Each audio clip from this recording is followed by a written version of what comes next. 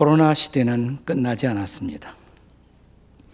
여행은 제한적으로 허락되기 시작하고, 하지만 선교의 기회는 아직도 문이 열리지 않은 상태입니다. 하지만 어김없이 변화하는 계절은 우리에게 단기 선교의 시즌이 돌아왔음을 알리고 있습니다. 우리를 둘러싼 상황으로 말미암아 우리의 여름철 선교 계획은 물론 제한적일 수밖에 없습니다. 그러나 그럼에도 불구하고 우리의 선교 계획은 멈추거나 포기될 수 없습니다. 그 이유는 우리 주님 예수 그리스도께서 선교를 명하셨고, 그분이 친히 단기 선교의 모범을 실천으로 보여주셨기 때문입니다. 선교라는 것은 기회가 열려 있을 때에만 우리가 순종해야 하는 그런 명령이 아니라는 것을 우리는 기억해야 합니다. 바울 사도가 디모데후서 4장 2절에서 주신 말씀을 기억하십시다. 우리 같이 한번 읽겠습니다. 다 같이 시작. 너는 말씀을 전파하라. 때를 얻든지 못 얻든지 항상 힘쓰라. 여기 때를 얻든지 못 얻든지라는 표현이 등장합니다. 영어로는 이 대목이 이렇게 번역되어 있어요. In season, out of season 이렇게 번역되고 있습니다.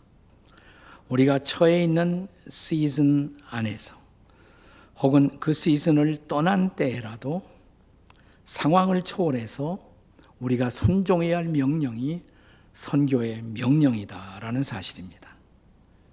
또한 이 선교의 명령에 순종하도록 예수님은 당신의 지상 생애를 통해서 친히 선교 실천의 모본을 보여주십니다.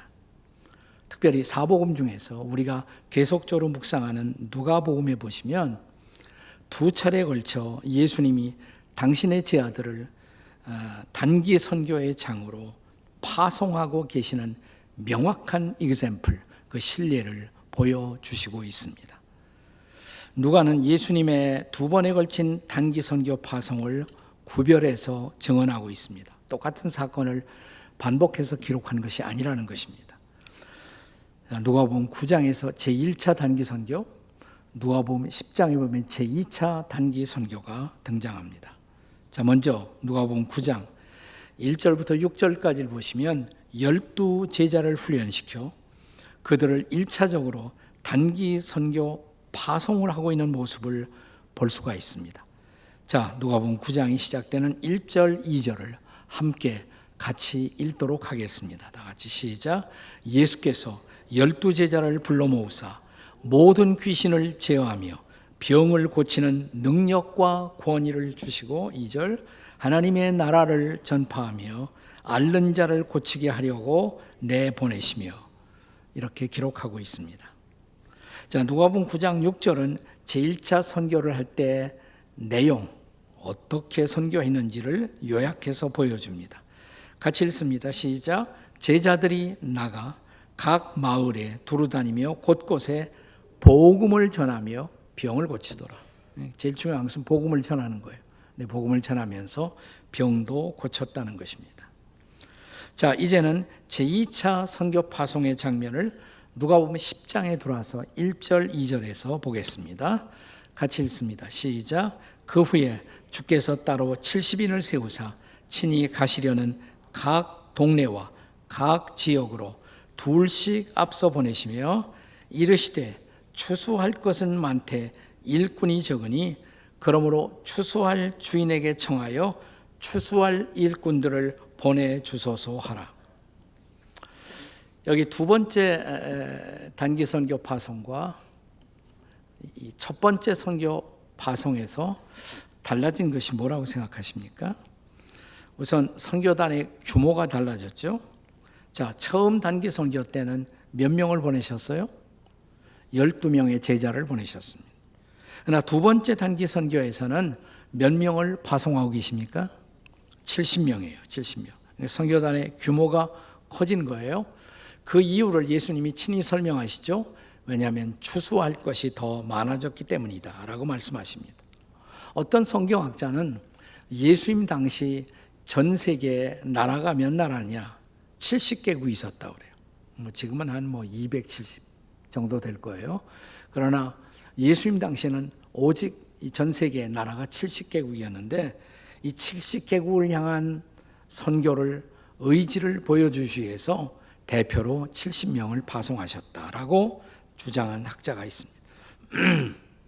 자, 어쨌든 선교의 내용은 첫 번째나 두 번째나 사실은 동일했습니다.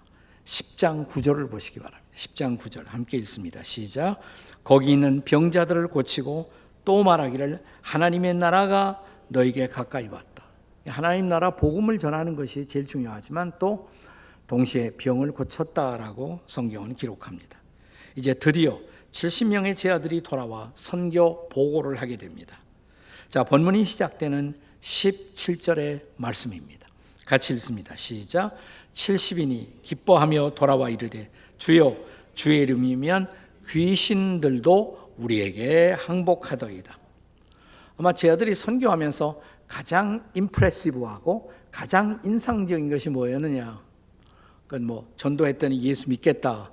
이거보다도 제자들에게는 더 인상적인 것이 예수의 이름으로 귀신들을 명했을 때 귀신이 어떤 사람 안에 들어가 있다. 거품을 물리며 나왔다. 실제로 그런 일이 일어나요. 보면 그러니까 그런 것이 가장 인상적으로 보였던 것 같아요. 혹은 난치의 환자가 그 병이 치유받았다. 이런 인상적인 장면들을 보고한 것입니다. 그때 예수님이 하신 말씀이 18절과 19절의 말씀입니다. 같이 읽습니다. 시작. 예수께서 이르시되 사탄이 하늘로부터 번개같이 떨어지는 것을 내가 보았노라. 내가 너에게 뱀과 전갈을 밟으며 원수의 모든 능력을 제어할 권능을 주었으니 너희를 해칠 자가 결코 없으리라.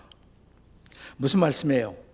자, 귀신이 쫓겨나는 것을 봤는데 예수님이 말씀하시기를 나는 귀신들의 왕인, 귀신들의 왕초가 되는 사탄이 옛날 하늘에서 떨어지는 것을 나는 본 사람이다. 다시 말하면 그분은 사탄이 된 천사장이었다가 하늘에서 쫓겨나는 그 사탄의 내력을, 역사를 나는 목격했던 그런 사람이고, 따라서 나는 이 사탄의 능력을 제압할 수 있는 권능을 너희들에게 부여한 것이다.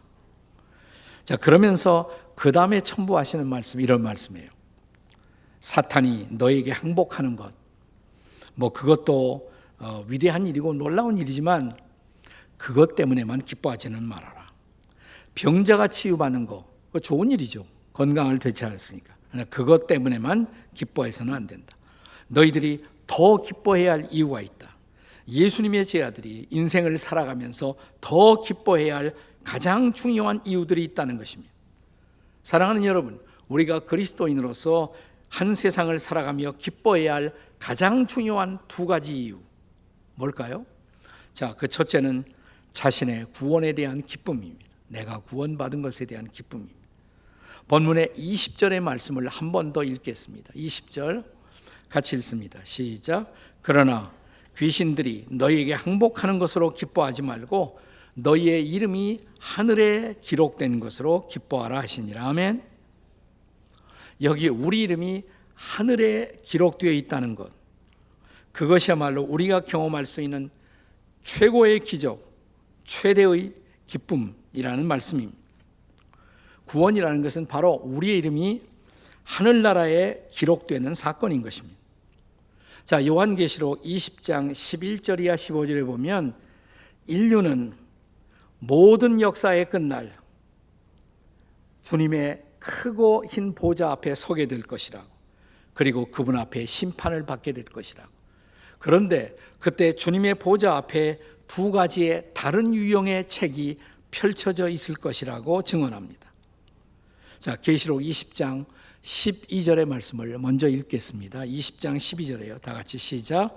또 내가 보니 죽은 자들이 큰 자나 작은 자나 그 보좌 앞에 서 있는데 책들이 펴 있고 또 다른 책이 펴졌으니 그 생명책이라 죽은 자들이 자기의 행위를 따라 책들에 기록된 대로 심판을 받으니.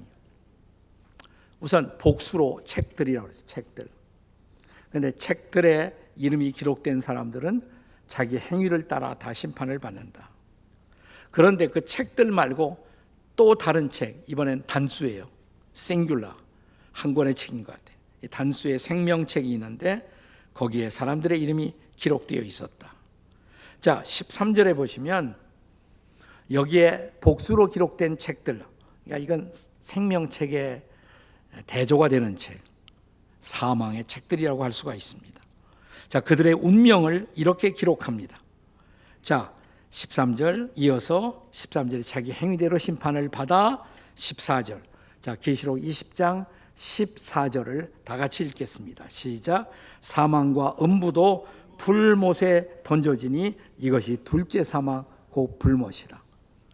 그러니까 자기 행위대로 심판을 받았을 때 사람들의 궁극적 운명은 다 불못이다, 지옥이다 이 말이에요. 자, 그런데 이 단원의 마지막 구절입니다. 계시록 20장 15절을 주의 깊게 읽어보시기 바랍니다. 20장 15절 다 같이 읽겠습니다. 시작. 누구든지 생명책에 기록되지 못한 자는 불못에 던지우더라. 그러니까 생명책에 기록된 자는 뭐예요? 불못에 던지우지 않아요. 지옥 가지 않아요. 생명책이 자기의 이름이 기록되어 있다면 말이죠.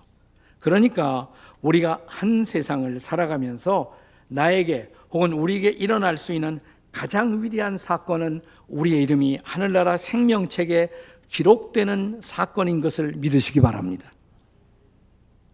반대로 우리가 한 세상을 살아가며 경험할 수 있는 최대의 비극은 뭘까? 자, 지옥 가는 것이죠, 물론. 다시 한번 이번에는 계시록 13장 8절의 말씀을 읽겠습니다. 계시록 13장 8절 같이 읽습니다. 시작. 죽임을 당한 어린 양의 생명책에 창세 이후로 이름이 기록되지 못하고 이 땅에 사는 자들은 다 그 짐승에게 경배하리라. 여기 보면 이 땅에 살고 있는 모든 사람들은 두 가지로 나눠져요. 둘 중에 하나. 하나는 그리스도를 경배할 자, 하나님의 어린 양 되시는 예수 그리스도를 경배할 자. 또 한 종류는 짐승, 이 짐승을 다른 표현으로 적 그리스도라고 합니다. 그리스도를 반대하는 적 그리스도를 경배할 자로 둘로 나뉘어진다는 것입니다. 자, 우리가 인생을 살면서 어느 날 예수님을 그리스도로 나의 구세주로 만나 그를 믿는 순간 우리의 이름은 어떻게 될까요? 생명책에 기록된다는 거 믿으십니까, 여러분? 아멘. 자, 창세 이후로 사람들의 이름이 생명책에 기록되는 일이 계속되고 있다는 거예요. 마치 이 땅에 한 생명이 태어나면 그 이름이 그가 속한 나라의 호적에 기록되죠. 그죠? 호적에 우리 이름이 기록되는 것처럼 한 사람이 그리스도인으로 태어나면, 하나님의 자녀로 영적으로 거듭나면, 자, 그들이 하늘나라 생명책, 하늘나라 호적에 기록된다는 것입니다.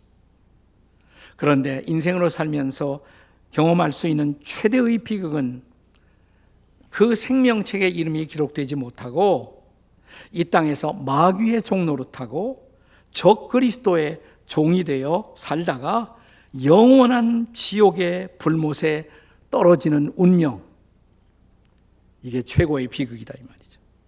자, 이 운명을 전환할 수 있는 사건이 있을까요? 있습니다. 그것이 복음이에요. 이 운명을 바꿀 수 있는 사건이 일어날 수 있다는 거예요.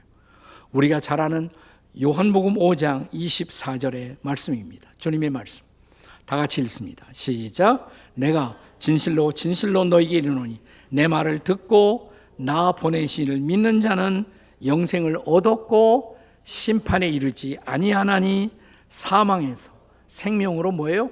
옮겼느니라. 아멘. 할렐루야. 여기에 복음이 있습니다. 하나님께서 인류의 구원을 위해서 보내주신 하나님의 아들 예수 그리스도, 그분을 믿는 순간 그분은 십자가에서 우리의 죄를 짊어지고 우리가 받아야 할 심판을 십자가에서 대신 받으시고 죽으시고 죄값을 지불하시고 그리고 우리에게 새로운 생명을 주고자 부활하신 것을 참으로 믿는 순간 우리의 모든 죄는 사함받고 우리는 더 이상 심판을 받지 아니하며 이제 영원한 사망에서 영원한 생명의 자리로, 그 생명의 나라로 옮긴다는 것입니다. 우리의 운명이 달라진다는 것입니다. 할렐루야. 영원한 운명이 달라져요. 자, 바울은 이 똑같은 복음의 사실을 골로새서 1장 13절과 4절에서 이렇게 증언합니다. 자, 바울의 증언입니다. 같이 읽어보세요. 그가 우리를 흑암의 권세에서 건져내사 그의 사랑의 아들의 나라로 옮기셨으니 그 아들 안에서 우리가 속량 곧 죄 사함을 얻었도다. 할렐루야. 사랑하는 여러분, 우리가 이것보다 더 기뻐해야 할 이유가 있을까요? 이것보다 더 큰 기쁨의 사건이 있을까요? 우리들 자신이 복음을 듣고 예수 믿어 하나님의 자녀가 되고 그리스도의 제자가 되어 하나님 나라에 우리의 이름이 기록되어 있다는 놀라운 사실 말입니다. 저는 이거 말고 그 다음에 더 깊은 소식이 있다면 이 놀라운 일이 일어나도록 우리가 다른 사람들을 도울 수가 있다는 것입니다. 우리가 이웃들에게 복음을 전할 때, 선교할 때 이웃들도 이 놀라운 기적에 동참한다는 것입니다. 단기 선교라는 것은 짧은 기간 안에 집중적으로 우리가 이웃들에게 복음을 전하여 그들로 하여금 하나님 나라에 들어올 수 있도록 그들을 도와줄 수 있다는 사건입니다. 그러니까 일종의 단기 선교라는 것은 추수의 경험이에요. 짤막한 순간에 영혼들을 추수하는 것입니다. 그래서 하나님 나라에 그들을 거두어 드리는 것입니다. 이것은 우리가 한 세상을 살아가며 경험할 수 있는 또 하나의 기쁨입니다. 첫 번째 기쁨은 내가 구원받은 것. 두 번째 기쁨은 이웃들이 이 기쁨에 동참할 수 있도록 도울 수 있다는 것. 그러니까 이 두 번째를 다시 말하면 불신의 영혼들의 구원의 기쁨이죠. 자, 성경은 우리가 복음을 전하는 이웃들을 우리의 동력자로 알고 그들을 도와야 할 이유를 이렇게 말합니다. 그들은 복음의 동력자이고 우리의 동지라고 말합니다. 자, 빌립보서 4장 3절의 말씀을 함께 같이 읽겠습니다. 다 같이 시작. 또 참으로 나와 멍에를 같이 한 네게 구하노니 복음에 나와 함께 힘쓰던 저 여인들을 돕고 또한 클레멘트와 그 외에 나의 동력자들을 도우라. 그 이름들이 생명책에 있느니라. 아멘. 이미 말씀을 드렸습니다마는 하늘 주님의 심판의 보좌 앞에 두 가지 유형의 책이 있었다고 그랬어요. 자, 하나는 사망의 책들, 복수라고 그랬죠. 또 하나는 단수, 생명책. 그러니까 이거는 구원받을 사람보다는 구원받지 못할 사람이 훨씬 많다는 것을 암시하는 거예요. 그러니까 넓은 길을 간 사람이 많아요. 좁은 길을 선택한 사람이 적을 수 있다는 것을 암시하지 않습니까? 그런데 우리가 성경을 창세기부터 쭉 공부하다 보면 성경에 유명한 두 개의 족보가 있다는 것을 알게 돼요. 하나는 창세기에 등장하는 아담의 족보, 또 하나는 신약을 열자마자 마태복음 1장에 등장하는 예수님의 족보. 자, 이제 구약 창세기 5장 1절, 여기 인류의 조상인 아담의 족보를 성경은 이렇게 소개합니다. 같이 읽어보세요. 시작. 이것은 아담의 계보를 적은 책이니라. 이것이 가장 유명한 첫 번째 책, 아담의 족보책. 그런데 이 족보책을 장식하는 가장 반복되는 중요한 단어가 무엇인 줄 아십니까? 자, 예를 들어서 창세기 5장 5절에 보시면 그가 930세를 살고 그 다음에 뭐예요? 죽었더라. 자, 5장 8절에 보면 그는 912세를 살고 죽었더라. 자, 5장 11절에 보면 그는 905세를 살고 죽었더라. 죽었더라. 죽었더라. 죽었더라. 죽었더라. 죽었더라. 죽었더라. 쭉 읽어 내려가면서 어떤 소감을 받으십니까? 되게 오래 살았네. 그런데 다 죽었구나. 이게 인류의 운명이에요. 아무리 오래 살아도 다 죽어요. 아담의 족보는 결국 사망의 책인 것입니다. 왜 이렇게 되었어요? 그 이유를 자, 로마서 5장 12절에 바울의 증언을 통해서 알 수가 있습니다. 같이 읽겠습니다. 시작. 그러므로 한 사람으로 말미암아 죄가 세상에 들어오고 죄로 말미암아 사망이 들어왔나니 이와 같이 모든 사람이 죄를 지었으므로 사망이 모든 사람에게 이르렀느니라. 아멘. 이 한 사람이 누구예요? 아담이죠. 아담 때문에 죄가 왔어요. 그리고 마침내 죄의 싹슨 사망이요, 사망의 지배를 받는 인생이 된 것입니다. 그런데 사랑하는 여러분, 성경에는 이 아담의 족보책과 비교화되는 다른 운명을 암시하는 책이 있다는 것을 아십니까? 새로운 언약의 책, 신약이 열리자마자 마태복음 1장 1절, 자, 여기 또 하나의 족보가 우리에게 펼쳐지고 있습니다. 예수 그리스도의 족보. 읽어보세요. 마태복음 1장 1절 다 같이 시작. 아브라함과 다윗의 자손 예수 그리스도의 계보라. 예수님의 족보다 이 말이에요. 예수님의 족보. 이 족보의 특성이 뭘까요? 자, 2절에 보시면 아브라함이 이삭을 뭐예요?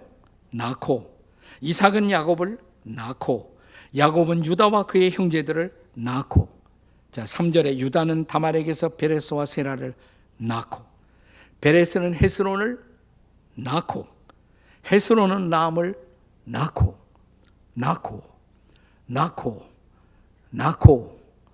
산하지 않도 없이 계속 낳고. 그런데 여러분, 이 마태복음 1장 예수님의 족보에서 생략되고 있는 단어, 찾아볼 수 없는 단어가 뭘까요? 죽었더라가 없어요. 죽었더라가. 오해하지 마세요. 여기 마태복음 1장의 사람들은 죽지 않았다는 말이 아니에요. 그들도 죽었어요. 그러나 그들은 죽음을 극복했어요. 부활의 생명을 얻었어요. 영원한 생명을 얻었다는 것입니다. 그래서 이 족보는 생명의 족보인 것입니다. 생명의 책인 것입니다. 자, 이것도 한 사람 때문에 시작된 것입니다. 로마서 5장 17절에 다시 바울의 증언을 들어보십시오. 같이 읽겠습니다. 시작. 한 사람의 범죄로 말미암아 사망이 그 한 사람을 통하여 왕노릇하였은즉 더욱 은혜와 의의 선물을 넘치게 받는 자들은 한 분 예수 그리스도를 통하여 생명 안에서 왕노릇하리로다. 아멘. 누구 때문에 사망이 왔어요? 아담. 근데 누구 때문에 생명이 왔어요? 예수 그리스도. 네. 그러므로 사랑하는 여러분, 우리가 예수를 믿고 예수께 속한 사람들은 새로운 생명, 영원한 생명을 얻고 이제 생명의 통치를 받는 하나님 나라의 백성이 된 줄로 믿습니다. 할렐루야. 그러므로 우리가 예수님을 구세주와 주님으로 믿고 이 땅에서 보냄을 받아 우리를 위해 삶을 살고 십자가에 돌아가시고 부활하신 예수 그리스도를 믿는 순간 우리에게 어떤 사건이 일어나는 것입니까? 예수를 믿는 순간 일어나는 사건. 아까 요한복음 5장 24절에서 중요한 단어가 자, 이렇게 시작되죠. 내가 진실로 너희에게 이르노니 내 말을 듣고 나 보내신 이를 믿는 자는 마지막에 뭐예요? 사망에서 생명으로 뭐 했다? 옮겼느니라 그랬어요. 믿으세요, 여러분? 자, 그러니까 예수를 믿는 순간 이런 일이 일어난 거예요. 자, 아담에 속하여 아담의 후손으로 살던 사망에 묶여있던 내 이름이 아담의 책에서, 아담의 족보에서 내 이름에 빨간 줄이 그어져요. 그리고 그 순간 내 이름이 하나님의 어린 양 되시는 예수 그리스도의 생명의 책에 새로 내 이름이 기록된다는 것을 믿으십니까, 여러분? 이 놀라운 기적. 나는 더 이상 사망에 속한 자가 아니라 생명에 속한 자가 되는 것입니다. 왜요? 예수님 때문에. 자, 예수님이 나사로의 무덤 앞에 와서 선포했던 놀라운 말씀을 기억하시나요? 요한복음 11장 25절 26절 다 같이 시작. 나는 부활이요 생명이니 나를 믿는 자는 죽어도 살겠고 무릇 살아서 나를 믿는 자는 영원히 죽지 아니하리니 이것을 내가 믿느냐? 믿습니까, 여러분? 자, 뭐라고 약속하셨어요? 나는 부활이요 생명이 나를 믿는 자는 죽어도 살겠고. 우리도 죽어요. 다시 살아요. 믿으십니까? 그 example로 실례로 나사로를 살리시잖아요. 나사로가 산 것처럼 너희도 한날에 다시 산다. 죽음을 극복한 사람들이에요. 다시 살아요.